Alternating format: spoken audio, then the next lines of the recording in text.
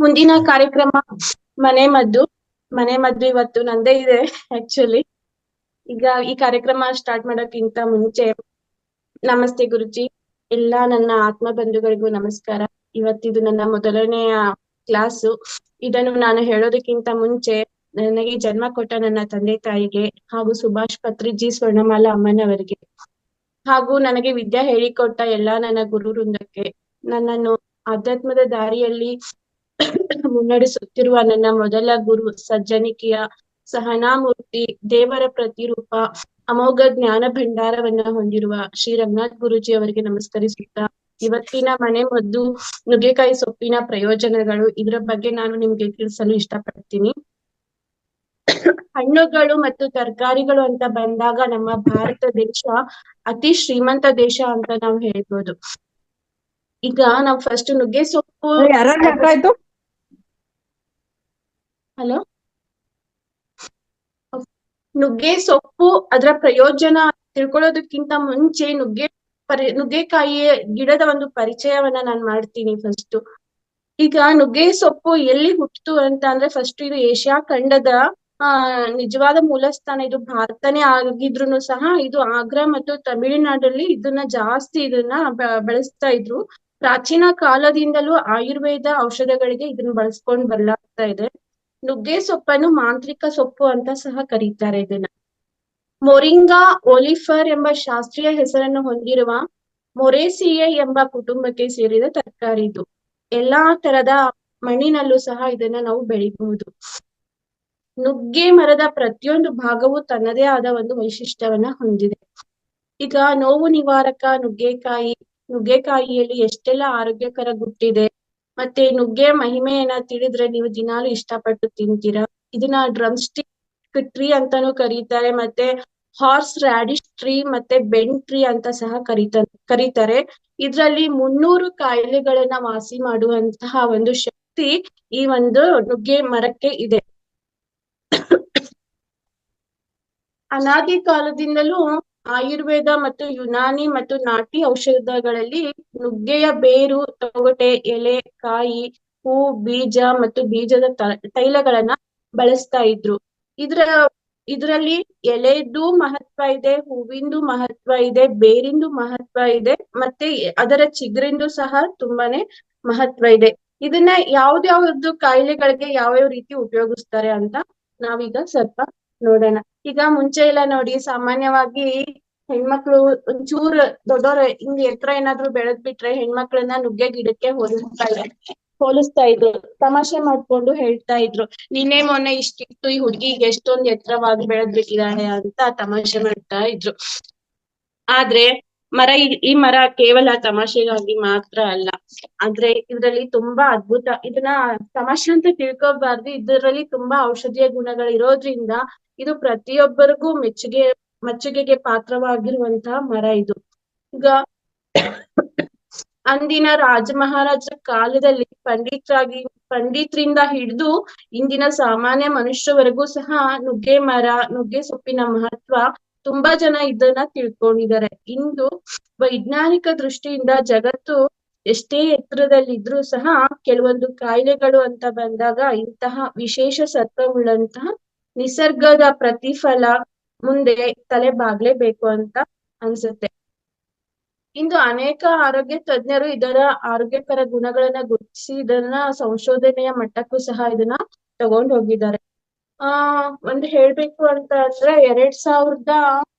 2008ರಲ್ಲಿ ಅಮೆರಿಕದ ಆರೋಗ್ಯ ಸಂಸ್ಥೆಯಾದ ನ್ಯಾಷನಲ್ ಇನ್ಸ್ಟಿಟ್ಯೂಟ್ ಆಫ್ ಹೆಲ್ತ್ ಎಂಬ ಸಂಸ್ಥೆ ನುಗ್ಗೆ ಸೊಪ್ಪನ್ನು ಇತರ ಸೊಪ್ಪಿಗೆ ಹೋಲಿಸಿದರೆ ಇದರಲ್ಲಿ ಒಂದು ಬಗೆಯ ವಿಶೇಷ ಗುಣವನ್ನು ಹೊಂದಿದೆ ಅಂತ ಅದರಲ್ಲಿ ಅವರು ಸಾಬೀತು ಮಾಡಿದ್ದಾರೆ.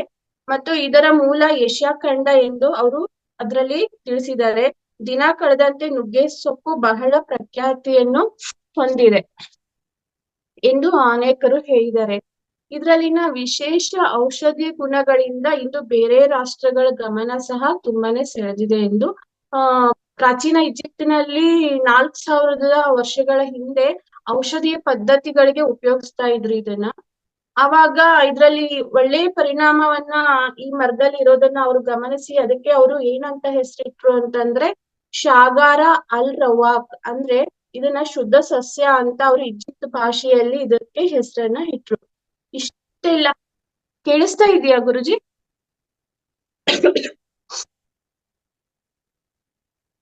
ಇಷ್ಟೆಲ್ಲಾ ಹಳೆಯ ಇತಿಹಾಸ ಹೊಂದಿರುವ ನುಗ್ಗೆ ಸೊಪ್ಪು ಇಂದಿನ ಔಷಧೀಯ ಉತ್ಪನ್ನ ಮತ್ತು ಪ್ರಾಣಿಗಳ ಆಹಾರ ಉತ್ಪನ್ನಗಳಲ್ಲಿ ಹೇರಳವಾಗಿ ಇದನ್ನ ಬಳಸಲಾಗ್ತಾ ಇದೆ. ಮತ್ತೆ ಇನ್ನು ಆಫ್ರಿಕಾದಲ್ಲಿ ಹಲವಾರು ಪ್ರದೇಶಗಳಲ್ಲಿ ಜನರು ಬರಗಾಲದ ದಿನಗಳಲ್ಲೂ ಸಹ ಕೇವಲ ನುಗ್ಗೆ ಸೊಪ್ಪನ್ನು ತಿಂದು ಜೀವಿಸ್ತಾ ಇದ್ದಾರೆ. ಅವಾಗ ಬರಗಾಲ ಬಂದ್ರೆ ಅಲ್ಲಿ ಜಾಸ್ತಿ ಏನೂ ಸಿಗೋದಿಲ್ಲ. ಅವಾಗ ಜನ ಏನ್ ಮಾಡ್ತಾರೆ ಅಂತಂದ್ರೆ ಅಲ್ಲಿ ಬರೀ ನುಗ್ಗೆ ಸೊಪ್ಪನ್ನ ತಿಂದು ಜೀವನವನ್ನ ಮಾಡ್ತಾರೆ. ಮತ್ತೆ ಇನ್ನು 2002ರಲ್ಲಿ ಜರ್ನಲ್ ಆಫ್ ಡಯಾಬಿಟಿಸ್ ನಲ್ಲಿ ಪ್ರಕಟವಾದ ಗುಪ್ತಾ RTL ಎನ್ನುವರು ಅಧ್ಯಯನ ಮಾಡಿರೋ ಪ್ರಕಾರ ನುಗ್ಗೆ ಸೊಪ್ಪಲ್ಲಿ ಆಂಟಿ ಡಯಾಬಿಟಿಕ್ ಮತ್ತು ಆಂಟಿ ಆಕ್ಸಿಡೆಂಟ್ ವಸ್ತುಗಳು ತುಂಬಾನೇ ಇದೆ. ಮಧುಮೇಹಿ ರೋಗಿಗಳಿಗೆ ಮಧುಮೇಹದ ವಿರುದ್ಧ ಹೋರಾಟ ಮಾಡಲು ಇದು ಉತ್ತಮ ಆರೋಗ್ಯಕರವಾಗಿರುವಂತಹ ಒಂದು ಗಿಡವಾಗಿದೆ. ಅಷ್ಟೇ ಅಲ್ಲದೆ ನುಗ್ಗೆ ಸೊಪ್ಪಲ್ಲಿ ವಿಟಮಿನ್ ಡಿ ಅಂಶ ಜಾಸ್ತಿ ಇರೋದ್ರಿಂದ ಮನುಷ್ಯನ ದೇಹದಲ್ಲಿ ಇನ್ಸುಲಿನ್ ಮಟ್ಟ ಹೆಚ್ಚಾಗುವಂತೆ ಇದು ಮಾಡ್ತದೆ. ಇಷ್ಟೊಂದು ಅದ್ಭುತವಾಗಿ ನುಗ್ಗೆ ಸೊಪ್ಪಲ್ಲಿ ಔಷಧೀಯ ಗುಣ ಇದೆ. ಮತ್ತೆ ಇದನ್ನ ಯಾವ ರೀತಿ ಉಪಯೋಗಿಸ್ಬೇಕು, ಯಾವ ಕಾಯಿಲೆಗೆ ಅನ್ನೋದನ್ನ ನಾನು ಸ್ವಲ್ಪ ಹೇಳ್ತೀನಿ. ಈಗ ಫಸ್ಟ್ ಔಷಧಿ ಗುಣ ಅಂತ ಬಂದಾಗ ಇದು ಶೀತ ಮತ್ತು ಜ್ವರ ಏನಾದ್ರೂ ಜಾಸ್ತಿ ಇದ್ದಾಗ ಇದನ್ನ ಉಪಯೋಗಿಸ್ಕೋಬಹುದು. ಇದರ ಒಂದು ಕಷಾಯವನ್ನ ಮಾಡ್ಕೊಂಡು ಕುಡಿಬಹುದು. ಮತ್ತೆ ಈ ಮೂಳೆಗಳನ್ನ ಈಗ ಗೀತಾ ಹೇಳಿದ್ರಲ್ಲ ಅದೇ ಬರುತ್ತೆ. ಬೋನ್ಸ್ ಏನಾದ್ರೂ ನಮ್ದು ವೀಕ್ ಆಗಿತ್ತು ಅಂತಂದ್ರೆ ನುಗ್ಗೆಕಾಯಿಯಲ್ಲಿ ಇರುವಂತ 2 ಪ್ರಮುಖ ಪೋಷಕಾಂಶಗಳು ಅಸ್ಥಿರಂಧ್ರತೆ ಮತ್ತು ಸಂಧಿವಾತವನ್ನು ದೂರವಿಟ್ಟು ಮೂಳೆಗಳನ್ನ ಬಲಪಡಿಸ್ತದೆ. ಮೂಳೆಗಳ ಆರೋಗ್ಯಕ್ಕೆ ಕಬ್ಬಿನಾಂಶ ಅತಿ ಮುಖ್ಯವಾಗಿ ಬೇಕಾಗಿರೋದ್ರಿಂದ ನಿಯಮಿತವಾಗಿ ನುಗ್ಗೆಕಾಯಿಯನ್ನು ಸೇವನೆ ಮಾಡಿದರೆ ಮೂಳೆಗಳ ಆರೋಗ್ಯ ಉತ್ತಮವಾಗುತ್ತೆ. ಮತ್ತೆ ಇನ್ನು ಹೃದಯದ ಆರೋಗ್ಯ ಸುಧಾರಿಸುತ್ತೆ. ಇದು ಹೃದಯದ ಕಾಯಿಲೆಗಳಿಗೂ ಸಹ ಇದು ತುಂಬಾನೇ ಉಪಯುಕ್ತ. ಮತ್ತೆ ವಿಟಮಿನ್ಸ್ ಜಾಸ್ತಿ ಇರೋದ್ರಿಂದ ಗಂಟಲು ಬೇನೆ, ಕೆರೆತ, ಶೀತ ಮೊದಲಾದ ಕಾಯಿಲೆಗಳನ್ನು ಸಹ ಇದು ನಿಯಂತ್ರಿಸಬಹುದು. ಇನ್ನು ನುಗ್ಗೆಕಾಯಿಗಳಲ್ಲಿ ಪೋಷಕಾಂಶ ಔಷಧಿ ಗುಣ ಅಧಿಕವಾಗಿರೋದ್ರಿಂದ ಇದು ಪೋಷಕಾಂಶ ಜಾಸ್ತಿ ಇರೋದ್ರಿಂದ ಇದು ತಲೆ ಕೂದಲಿಗೂ ಸಹ ತುಂಬಾನೇ ಒಳ್ಳೇದು. ಇನ್ನ ಇದರಲ್ಲಿ ಜೀರ್ಣಕ್ರಿಯೆಗೂ ಸಹ ಇದು ತುಂಬಾನೇ ಉಪಯೋಗ ಆಗುತ್ತೆ. 1 ಚಮಚ ನುಗ್ಗೆಕಾಯಿ ಎಲೆಯ ಜ್ಯೂಸನ್ನ ಜೇನುತುಪ್ಪದಲ್ಲಿ ಜೊತೆ ಬೆರೆಸ್ಕೊಂಡು ಎಳ್ನೀರಲ್ಲಿ ಬೆರೆಸ್ಕೊಂಡು ಕುಡಿದ್ರೆ ಅದ್ರ ಅತಿಸಾರ ಮತ್ತೆ ಕಾಮಾಲೆ ರೋಗ ಇದು ಕಡಿಮೆ ಆಗುತ್ತೆ. ಶ್ವಾಸಕೋಶದ ಸಮಸ್ಯೆಗೂ ಸಹ ನುಗ್ಗೆ ಸೊಪ್ಪು ತುಂಬಾನೇ ಒಳ್ಳೇದು. ಇದು ನುಗ್ಗೆ ಸೊಪ್ಪಿನ ಹಬೆ ತಗೊಂಡ್ರೆ ಕೆಲವೇ ದಿನಗಳಲ್ಲಿ ನಮ್ಗೆ ಶ್ವಾಸಕೋಶದ ಕಾಯಿಲೆ ಕಡಿಮೆ ಮಾಡ್ಕೋಬಹುದು. ಇನ್ನ ಬಂಜೆತನ ಅಂತ ಬಂದಾಗ ನುಗ್ಗೆ ಸೊಪ್ಪಿನ ಪುಡಿಯನ್ನು ನಿಯಮಿತವಾಗಿ ಬಳಸಿದ್ರೆ ಬಂಜೆತನ, ವೀರ್ಯ ತೆಳುವಾಗುವುದು ಮತ್ತು ಶೀಘ್ರ ಸ್ಖಲನ ಸಮಸ್ಯೆಗಳನ್ನ ನಿವಾರಿಸ್ಕೋಬಹುದು. ಮತ್ತೆ ಲೈಂಗಿಕ ಸಾಮರ್ಥ್ಯ ಮತ್ತು ಸರಿಯಾದ ಪ್ರದರ್ಶನ ಸಾಧ್ಯವಾಗದೆ ಇದ್ರೆ ನುಗ್ಗೆಕಾಯಿ ಸೊಪ್ಪು ರಾಮಬಾಣದಂತೆ ಇದು ಕೆಲಸ ಮಾಡುತ್ತೆ. ಮತ್ತಿನ್ನ ಮೂತ್ರಕೋಶದ ಸಮಸ್ಯೆ ಏನಾದ್ರೂ ಇದ್ರೆ ನುಗ್ಗೆಕಾಯಿ ಎಲೆಗಳ ತಾಜಾ ರಸ ಮತ್ತು 1 ಲೋಟ ಸೌತೆಕಾಯಿ ಅಥವಾ ಕ್ಯಾರೆಟ್ ಜ್ಯೂಸ್ ನ ಅದ್ರ ಜೊತೆ ಬೆರೆಸ್ಕೊಂಡ್ ಕುಡಿದ್ರೆ ಮೂತ್ರ ವಿಸರ್ಜನೆ ವೇಳೆ ಕಾಣಿಸಿಕೊಳ್ಳುವಂತ ಉರಿಯೂತ ಕಡಿಮೆ ಆಗುತ್ತೆ. 1 ಚಮಚ ನುಗ್ಗೆ ಸೊಪ್ಪಿನ ರಸ ಮತ್ತೆ 1 ಗ್ರಾಂ ಸೈಂಧವ ಲವಣ 2 ಬೆರೆಸ್ಕೊಂಡ್ ಕುಡಿದ್ರೆ ಪದೇ ಮೂತ್ರ ವಿಸರ್ಜನೆ ಸಮಸ್ಯೆಗಳನ್ನ ನಾವು ನಿವಾರಣೆ ಮಾಡ್ಕೋಬಹುದು. ಇನ್ನ ಇದು ಕ್ಯಾನ್ಸರ್ ಮಟ್ಟವನ್ನು ಸಹ ತಗ್ಗಿಸುತ್ತೆ. ನಿಯಮಿತವಾಗಿ ನುಗ್ಗೆಕಾಯಿ ಮತ್ತು ನುಗ್ಗೆ ಸೊಪ್ಪನ್ನ ಸೇವಿಸೋದ್ರಿಂದ ಕ್ಯಾನ್ಸರ್ ಬರುವಂತಹ ಅಪಾಯ 80% ಕಡಿಮೆ ಮಾಡಬಹುದು. ಮತ್ತು ಸ್ತನ ಕ್ಯಾನ್ಸರ್ಗೆ ಒಳಗಾಗಿರುವಂತ ಮಹಿಳೆಯರಲ್ಲಿ ಇದನ್ನ ಸಾಬೀತ್ ಮಾಡಿದ್ದಾರೆ. ನುಗ್ಗೆಕಾಯಿಯಲ್ಲಿ ಇಷ್ಟೆಲ್ಲ ಆರೋಗ್ಯದ ಗುಟ್ಟಿದೆ. ಮತ್ತೆ ಇದರಲ್ಲಿ ವಿಟಮಿನ್ಗಳು ತುಂಬಾನೇ ಸಮೃದ್ಧಿಯಾಗಿದೆ. ನುಗ್ಗೆಕಾಯಿಯಲ್ಲಿ ವಿಟಮಿನ್ A, B ಆಗಿರುವಂತ ಥಯಾಮಿನ್ ಮತ್ತೆ ರಿಬೋಫ್ಲಾವಿನ್ ಮತ್ತೆ ನಿಯಾಸಿನ್ ಸಮೃದ್ಧವಾಗಿದೆ. ಇದು ಚರ್ಮ ಮತ್ತು ಕೂದಲಿನ ಆರೋಗ್ಯವನ್ನು ಸಹ ನಿರ್ವಹಣೆ ಮಾಡುತ್ತೆ. ನಿರ್ವಹಣೆ ಮಾಡೋದ್ರಲ್ಲಿ ಇದು ತುಂಬಾ ಪ್ರಮುಖವಾದ ಪಾತ್ರವನ್ನು ವಹಿಸುತ್ತೆ. ಇದರಲ್ಲಿ ಫೋಲಿಕ್ ಆಮ್ಲ ಹೇರಳವಾಗಿರುವುದರಿಂದ ಇದು ಗರ್ಭಿಣಿಯರಿಗೆ ಮತ್ತು ಬಾಣಂತಿಯರಿಗೆ ತುಂಬಾ ಉಪಯುಕ್ತ. ಈಗ ಯಾರಿಗಾದ್ರೂನು ಬಾಣಂತಿಯರಿಗೆ ಹಾಲು ಏನಾದ್ರೂ ಜಾಸ್ತಿ ಬರ್ಲಿಲ್ಲ ಅಂತ ಅಂದಾಗ ಈ ನುಗ್ಗೆ ಸೊಪ್ಪನ್ನ ಬೇಯಿಸಿ 1 ಸ್ವಲ್ಪ ಬೇಳೆ ಹಾಕಿ ಬೇಯಿಸಿ ಇದನ್ನ ಕೊಟ್ರೆ ಅವರಲ್ಲಿ ತುಂಬಾ ಅದ್ಭುತವಾಗಿರುವ ಹಾಲು ಮಕ್ಕಳಿಗೆ ಅವರು ಉಣಿಸ್ಲಿಕ್ಕೆ ಸಾಧ್ಯ ಆಗುತ್ತೆ. ಮತ್ತೆ ಇದರಲ್ಲಿ ವಿಟಮಿನ್ ಎ ಜಾಸ್ತಿ ಇರೋದ್ರಿಂದ ಕಣ್ಣಿನ ಆರೋಗ್ಯವನ್ನ ಕಾಪಾಡುತ್ತೆ ಮತ್ತು ಚರ್ಮಕ್ಕೆ ಪುನರ್ಚೇತನ ಕೊಡುತ್ತೆ. ನುಗ್ಗೆಕಾಯಿಯಲ್ಲಿ ಇರುವಂತ ಕೆಲವೊಂದು ಪ್ರಮುಖ ಪೋಷಕಾಂಶ ಯಾವುದು ಅಂತ ಅಂದ್ರೆ ವಿಟಮಿನ್ ಎ, ಬಿ, ಸಿ ಮತ್ತೆ vitamin D, magnesium, folic acids ಇವೆಲ್ಲ ಇದ್ರಲ್ಲಿ ತುಂಬಾನೇ ಇದೆ. ರಂಜಕ ಅಂತ ಹೇಳ್ತಾರೆ, ಅದು ಸಹ ಇದ್ರಲ್ಲಿ ತುಂಬಾನೇ ಇದೆ. ಇದು ಯಕೃತ್ತಿನ ಆರೋಗ್ಯಕ್ಕೂ ಸಹ ಇದು ತುಂಬಾನೇ ಒಳ್ಳೆಯದು. ಮತ್ತೆ ಹೊಟ್ಟೆಯಲ್ಲಿ ಬರುವಂತಹ ಕೆಲವು ಸಮಸ್ಯೆಗಳಾದ ಆಸಿಡಿಟಿ ಮತ್ತೆ ಗ್ಯಾಸ್ಟ್ರಿಕ್, ಮಲಬದ್ಧತೆ ನಿವಾರಣೆ ಸಹ ಮಾಡುತ್ತೆ. ಹೊಟ್ಟೆಯ ಕ್ಯಾನ್ಸರ್ನ ಸಹ ದೂರ ಇಡಬಹುದು ಈ ನುಗ್ಗೆ ಸೊಪ್ಪು ಮತ್ತೆ ನುಗ್ಗೆಕಾಯಿಯನ್ನ ಬಳಸೋದ್ರಿಂದ. ನೈಸರ್ಗಿಕವಾಗಿ ಇದರಲ್ಲಿ ಬ್ಯಾಕ್ಟೀರಿಯಾ ವಿರುದ್ಧ ಹೋರಾಡುವ ಗುಣವಿದ್ದು ಹೊಟ್ಟೆಯನ್ನ ಆರೋಗ್ಯವಾಗಿರುತ್ತೆ. ಇನ್ನ ಹೆಣ್ಮಕ್ಳು ಮತ್ತೆ ಎಲ್ಲರೂ ಸ್ವಲ್ಪ ಸೌಂದರ್ಯ ಪ್ರಿಯರೇ ಜಾಸ್ತಿ ಇರುತ್ತೆ. ಸ್ವಲ್ಪ ಜನರಿಗೆ ಒಂದು ವಯಸ್ಸಾದ ಹಾಗೆ ಒಂದು ಮಿಡಲ್ ಏಜ್ ಅಂತಂದ್ರೆ ಒಂದು ಟೀನ್ ಏಜ್ ಅಂತ ಹೇಳ್ತಾರಲ್ಲ, ಅವಾಗ ಮತ್ತೆ ಸ್ವಲ್ಪ ಮಧ್ಯ ವಯಸ್ಸಲ್ಲಿ ಕೆಲವರಿಗೆ ಮೊಡವೆ ಎಲ್ಲ ಆಗುತ್ತೆ. ಅವಾಗ ರಕ್ತ ಶುದ್ಧೀಕರಿಸುವಕ್ಕೋಸ್ಕರ ಇದ್ರನ್ನ ಉಪಯೋಗಿಸ್ಕೋಬೇಕು. ಇದು ವಿಷಕಾರಿ, ಇದರಲ್ಲಿ ಎಲ್ಲಾ ವಿಷಕಾರಿ ಅಂಶವನ್ನ ಹೋಗಲಾಡಿಸುವಂತಹ ಶಕ್ತಿ ಈ ಒಂದು ನುಗ್ಗೆ ಮರಕ್ಕಿದೆ. ಚರ್ಮದಲ್ಲಿ ಕೆಲವು ಸಮಸ್ಯೆಗಳಾದಂತಹ ಮೊಡವೆ ಮತ್ತೆ ಬೊಕ್ಕೆಯನ್ನು ಇದು ಸಹ ದೂರ ಮಾಡುತ್ತೆ. ಯಾವ ತರ ಅಂತಂದ್ರೆ ಆ ಒಂದು ನುಗ್ಗೆ ಸೊಪ್ಪನ್ನ ಒಂಥರ ಪೇಸ್ಟ್ ತರ ಮಾಡಿ ಎಲ್ಲಿ ಗುಳ್ಳೆಗಳಾಗಿದೆಯಲ್ಲ ಅಲ್ಲೆಲ್ಲ ಅಪ್ಲೈ ಮಾಡೋದ್ರಿಂದ ಅದು ಏನಾಗುತ್ತೆ, ಮೊಡವೆ ಸಹ ದೂರ ಹೋಗುತ್ತೆ. ಯಾಕಂತಂದ್ರೆ ಅದು ರಕ್ತ ಶುದ್ಧೀಕರಿಸುವ ಒಂದು ಶಕ್ತಿ ಆ ಒಂದು ನುಗ್ಗೆ ಸೊಪ್ಪಲ್ಲಿ ಇದೆ. ಇನ್ನ ಕೂದಲಿನ ಬೆಳವಣಿಗೆಗೆ ಈ ನುಗ್ಗೆ ಸೊಪ್ಪು ತುಂಬಾ ಅದ್ಭುತವಾಗಿದೆ. ಯಾಕಂತಂದ್ರೆ ಇದ್ರಲ್ಲಿ ವಿಟಮಿನ್ ಹೇಳಿದೆ ನಾನು ಅವಾಗ್ಲೇನೆ, ವಿಟಮಿನ್ ಎ ಮತ್ತೆ ವಿಟಮಿನ್ ಬಿ, ವಿಟಮಿನ್ ಸಿ ಮತ್ತೆ ಫೋಲಿಕ್ ಆಮ್ಲ ಇದರಲ್ಲಿ ಸಮೃದ್ಧವಾಗಿರೋದ್ರಿಂದ ಸುಂದರ ಹಾಗೂ ಕಾಂತಿಯುತ ಚರ್ಮ ನಿಮ್ದಾಗುತ್ತೆ. ಮತ್ತೆ ಕೂದಲು ಸಹ ರೇಷ್ಮೆ ತರ ಹೊಳೆಯುತ್ತೆ. ಆ ತರ ಇಷ್ಟೊಂದು ಕೂದಲುಗಳು ನಮ್ಗೆ ಎಲ್ಲರಿಗೂ ಕೂದಲು ಅಂದ್ರೆ ಎಲ್ಲರಿಗೂ ಸಾಮಾನ್ಯವಾಗಿ ಇಷ್ಟನೇ ಇರುತ್ತೆ. ಅದಕ್ಕೋಸ್ಕರ ಕೂದಲು ಚೆನ್ನಾಗಿ ಬೆಳಿಬೇಕು ಅಂತಂದ್ರೆ ಇದನ್ನ ಉಪಯೋಗಿಸಿ ನುಗ್ಗೆ ಸೊಪ್ಪನ್ನ. ಈ ನುಗ್ಗೆ ಸೊಪ್ಪನ್ನ ಮಾಂತ್ರಿಕ ಸೊಪ್ಪು ಅಂತ ಸಹ ಕರೀತಾರೆ. ಇದು ನಮ್ಮ ಭಾರತ ದೇಶದಲ್ಲಿ ನಂಬರ್ 1 ರಫ್ತು ಮಾಡೋದ್ರಲ್ಲಿ ನಮ್ಮ ಭಾರತ ದೇಶನೇ ಫಸ್ಟ್ ಅಂತ ಹೇಳ್ತಾರೆ. ಯಾಕಂತಂದ್ರೆ ನಮ್ಮ ಭಾರತ ದೇಶದಲ್ಲೇನೆ ಇದು ಜಾಸ್ತಿ ಬೆಳೆಯುತ್ತೆ. ಮತ್ತೆ ಇನ್ನು ಹೇಳ್ಬೇಕು ಅಂತಂದ್ರೆ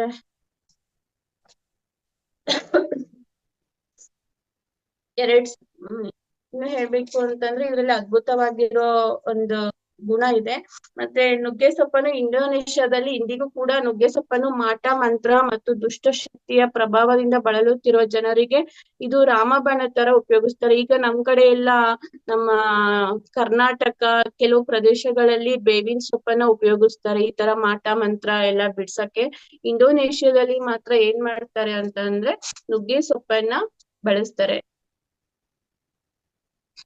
ಇಷ್ಟೊಂದು ಅದ್ಭುತವಾಗಿದೆ ನುಗ್ಗೆ ಸೊಪ್ಪು. ಯಾವ ಕಾಯಿಲೆಗೆ ಯಾವ ತರ ಉಪಯೋಗಿಸ್ಕೋಬಹುದು ನುಗ್ಗೆ ಸೊಪ್ಪನ್ನ ಅನ್ನೋದು ನಾನು ಸ್ವಲ್ಪ ಹೇಳ್ತೀನಿ. ಈಗ ಸಪೋಸ್ ನಮ್ಗೆ ಏನಾದ್ರೂನು ಕಣ್ಣಿನ ದೃಷ್ಟಿ ಏನೋ ಪ್ರಾಬ್ಲಮ್ ಇದೆ ಅಂತ ಅನ್ಕೊಳ್ಳಿ. ಕಣ್ಣಿನ ದೃಷ್ಟಿಗೆ ನಾವ್ ಏನ್ ಮಾಡ್ಬೇಕು, ನುಗ್ಗೆ ಸೊಪ್ಪಿನ ರಸವನ್ನ ಕುಡಿಬೇಕು. ಈಗ ಡಯೇರಿಯಾ ಬಂದಿದೆ ಅಂತ ಅಂದ್ರೆ ಡಯೇರಿಯಾಗೂ ಸಹ ನಾವ್ ಏನ್ ಮಾಡ್ಬೇಕು, ನುಗ್ಗೆ ಸೊಪ್ಪನ್ನ ಬೇಯಿಸ್ಕೊಂಡು ತಿನ್ಬೇಕು. ಇನ್ನು ಹೃದಯ ಸಂಬಂಧಿ ಕಾಯಿಲೆಗಳಿಗೆ ಏನಾದ್ರೂ ಇದ್ರೆ ನುಗ್ಗೆ ಸೊಪ್ಪಿನ ಪಲ್ಯ ಮತ್ತೆ ನುಗ್ಗೆ ಸೊಪ್ಪಿನ ಕಷಾಯನ ಬೆಳಗ್ಗೆ ಎದ್ದ ತಕ್ಷಣ ಕುಡಿದ್ರು ಸಹ ಅದು ಕಡಿಮೆ ಆಗುತ್ತೆ. ಇನ್ನು ಜಾಯಿಂಟ್ ಪೇನ್ಸ್ ಅಂತ ಬಂದಾಗ ಹರಳೆಣ್ಣೆ ಮತ್ತೆ ನುಗ್ಗೆಕಾಯಿನ ಕುದಿಸಿ ಪೇನ್ ಇರೋ ಜಾಗಕ್ಕೆ ಶಾಖ ಕೊಡ್ಬೇಕು. ಅವಾಗ ಜಾಯಿಂಟ್ ಪೇನ್ ಕಮ್ಮಿ ಆಗುತ್ತೆ.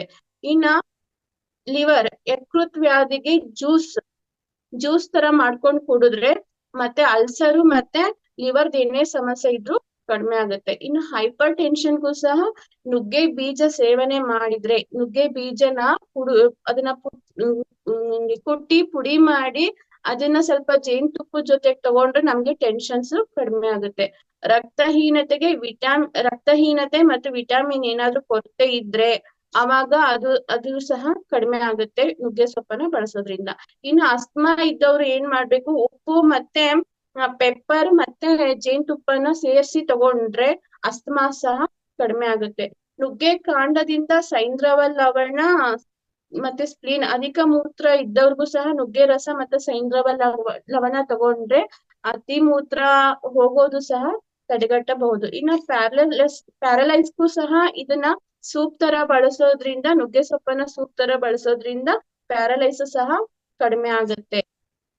ಬಂಜೆತನಕ್ಕೆ ಯಾವ ತರ ಇದನ್ನ ಔಷಧಿಯಾಗಿ ತಗೋಬಹುದು ಅಂತ ಅಂದ್ರೆ, ಹೂವು ಮತ್ತೆ ದೇಶಿ ಆಕಳ ತುಪ್ಪ ಆ ಬೆರೆಸಿ ಇದನ್ನ ಹೂವು ಮತ್ತೆ ದೇಶಿ ಆಕಳ ತುಪ್ಪವನ್ನ ಬೆರೆಸಿ ತಗೊಳ್ಳೋದ್ರಿಂದ ಇದೇನಾಗುತ್ತೆ, ಬಂಜೆತನಕ್ಕೆ ಇದು ಸೆಕ್ಸ್ ಟಾನಿಕ್ ತರಹ ಕೆಲ್ಸ ಮಾಡುತ್ತೆ. ಇದು ಒಂದ್ಸರಿ ಅದ್ಭುತವಾಗಿ ನಮ್ ಗುರುಜಿ ಒಂದ್ ಕ್ಲಾಸ್ ಅಲ್ಲಿ ಹೇಳಿದ್ದಾರೆ. ಮತ್ತೆ ಕಿವಿ ನೋವಿಂದ ಏನಾದ್ರೂ ಸಮಸ್ಯೆ ಇದ್ರೆ ನುಗ್ಗೆ ರಸ ಮತ್ತೆ ನುಗ್ಗೆ ಬೇರನ್ನ ನುಗ್ಗೆ ಬೇರನ್ನ ಕುದಿಸಿ ಅದು ಕಷಾಯ ಮಾಡ್ಬಿಟ್ಟು ಅದನ್ನ ಅಪ್ಲೈ ಮಾಡೋದ್ರಿಂದ ಏನಾಗುತ್ತೆ, ನಮ್ಗೆ ಕಿವಿ ನೋವು ಕಡಿಮೆ ಆಗುತ್ತೆ. ಈ ಜಾಯಿಂಟ್ ಪೇನ್ ಸಹ ಕಡಿಮೆ ಆಗುತ್ತೆ. ಮತ್ತೆ ಇದನ್ನ ನಾವು ಪ್ರತಿದಿನ ನಮ್ಮ ಆಹಾರದಲ್ಲಿ ಇದನ್ನ ಒಂದು ಭಾಗವಾಗಿ ನಾವು ಮಾಡ್ಕೋಬೇಕು. ಇದನ್ನ ತಗೊಂಡ್ರೆ ನಮ್ಗೆ ಲಾಸ್ ಅಂತೂ ಏನಿಲ್ಲ. ಡೈಲಿ ಒಂದೊಂದ್ ತರ ಅದು ನಮ್ಗೆ ಒಂದು ಕೆಲ್ಸ ಮಾಡ್ತಾನೆ ಇರುತ್ತೆ. ಬೋನ್ಸ್ ಗಟ್ಟಿ ಆಗುತ್ತೆ, ಮತ್ತೆ ಕಣ್ಣಿನ ದೃಷ್ಟಿನೂ ಚೆನ್ನಾಗಿರುತ್ತೆ, ಜೀರ್ಣಕ್ರಿಯೆನೂ ಚೆನ್ನಾಗಿರುತ್ತೆ, ಶ್ವಾಸಕೋಶ ಸಮಸ್ಯೆನೂ ಏನೂ ಸಮಸ್ಯೆ ಆಗಲ್ಲ, ಹೃದಯನೂ ಚೆನ್ನಾಗಿರುತ್ತೆ. ಮತ್ತೆ ಇನ್ ಕ್ಯಾನ್ಸರ್ಗೆ ನಿಯಮಿತವಾಗಿ ಸೇವಿಸಿದ್ರೆ 80% ಕ್ಯಾನ್ಸರ್ ನಮ್ಗೆ ಕಡಿಮೆ ಆಗುತ್ತೆ. ವಿಟಮಿನ್, ಥಯಾಮಿನ್, ನಿಯಾಸಿಸ್, ರಿಬೋಟಿನ್ ಅನ್ನೋ ಅಂಶ ಇದ್ರಲ್ಲಿ ಜಾಸ್ತಿ ಇರೋದ್ರಿಂದ ಕ್ಯಾನ್ಸರ್ದು ಏನೇ ಸಮಸ್ಯೆ ಇದ್ರು ನಮ್ಗೆ ಇದ್ರಲ್ಲಿ ಕಡಿಮೆ ಆಗುತ್ತೆ. ಇನ್ 20% ನಾವು ಮಾಡೋ ಧ್ಯಾನದಿಂದ ಮತ್ತೆ ನಾವು ತಗೊಳ್ಳುವಂತಹ ಮತ್ತೆ ಸಪ್ಲಿಮೆಂಟರಿ ಫುಡ್ ಆಗಿರುತ್ತಲ್ಲ, ಹಣ್ಣು, ಅದ್ರಿಂದ ನಾವು ಕಡಿಮೆ ಮಾಡ್ಕೋಬಹುದು. ಫೋಲಿಕ್ ಆಸಿಡ್ ತುಂಬಾ ಇದೆ ಇದ್ರಲ್ಲಿ. ಮನೆ ಮದ್ದು ಅಂತ ಬಂದಾಗ ಇವತ್ತು ಆಕ್ಚುಲಿ ನಿಜ ಹೇಳ್ಬೇಕು ಅಂತ ಅಂದ್ರೆ ನನ್ಗೆ 3 ದಿವಸದಿಂದ ನನ್ಗೂ ಹುಷಾರಿಲ್ಲ. ಕೆಮ್ಮು, ಶೀತ, ಜ್ವರ ಜಾಸ್ತಿ ಇರೋದ್ರಿಂದ ನಾನು ದಿನಾ ಕಷಾಯ ಮಾಡ್ಕೊಂಡ್ ಕುಡಿತಾ ಇದ್ದೆ. ಇದನ್ನ ರಾತ್ರಿ ಆಕ್ಚುಲಿ ನಾನು ಪ್ರಿಪೇರ್ ಮಾಡ್ಕೊಂಡೆ. ನುಗ್ಗೆ ಸೊಪ್ಪಿನ ಒಂದು ಕಷಾಯ ಕುಡಿಯೋದ್ರಿಂದ ಜ್ವರ ಅಂತೂ ಕಡಿಮೆನೆ ಆಗುತ್ತೆ. ಆಕ್ಚುಲಿ ನಂಗೆ ತುಂಬಾನೇ ಜ್ವರ ಇತ್ತು. ಅದನ್ನ ನುಗ್ಗೆಕಾಯಿ ಕಷಾಯ ಮಾಡ್ಕೊಂಡ್ ಕುಡ್ದೆ. ನಾನು ಮಾತ್ರನೇ ತಗೋಬಾರ್ದು ಅಂತ ನಾನು ಡಿಸೈಡ್ ಮಾಡ್ಬಿಟ್ಟಿದೀನಿ. ಅದಕ್ಕೋಸ್ಕರ ಮೊನ್ನೆಯಿಂದ ಬರೀ ಕಷಾಯಗಳನ್ನ ಮಾಡ್ಕೊಂಡ್ ಕುಡಿತಾ ಇದ್ದೀನಿ. ಇಷ್ಟೊಂದು ನುಗ್ಗೆ ಸೊಪ್ಪಲ್ಲಿ ಇಷ್ಟೊಂದು ವಿಷಯಗಳು, ಔಷಧಿಯ ಗುಣಗಳು ಇದೆ, ಇಷ್ಟೊಂದು ವಿಷಯ ಇದೆ. ಇಷ್ಟೊಂದು ತಿಳ್ಕೊಂಡ್ಮೇಲೆ ನಾವ್ ಯಾಕೆ ನುಗ್ಗೆ ಸೊಪ್ಪನ್ನ ತಿನ್ಬಾರ್ದು? ನುಗ್ಗೆ ಸೊಪ್ಪನ್ನ ಇದು ನಮ್ಮ ಮನೆಯಲ್ಲೇ ಪ್ರತಿಯೊಬ್ರು ಮನೆಯಲ್ಲೇ ನುಗ್ಗೆ ಗಿಡವನ್ನ ಹಾಕೊಂಡ್ರೆ ನಮ್ಗೆ ಒಂದ್ ಮನೆಯಲ್ಲೇ ಒಂದು ಫುಲ್ ಮೆಡಿಸಿನ್ ಗಿಡನೇ ಇದ್ದ ಹಾಗೆ. ದಯವಿಟ್ಟು ಎಲ್ಲರೂ ಮನೆ ಮುಂದೆ ಒಂದೊಂದು ನುಗ್ಗೆ ಗಿಡನ ಹಾಕೊಂಡು ಇದರ ಪ್ರತಿಯೊಂದು ಉಪಯೋಗವನ್ನ ಪಡಿಬೇಕು ಅಂತ ನಾನು ನಿಮ್ಮಲ್ಲಿ ಕೇಳ್ಕೊಂತೀನಿ masters. Thank you masters, thank you so much.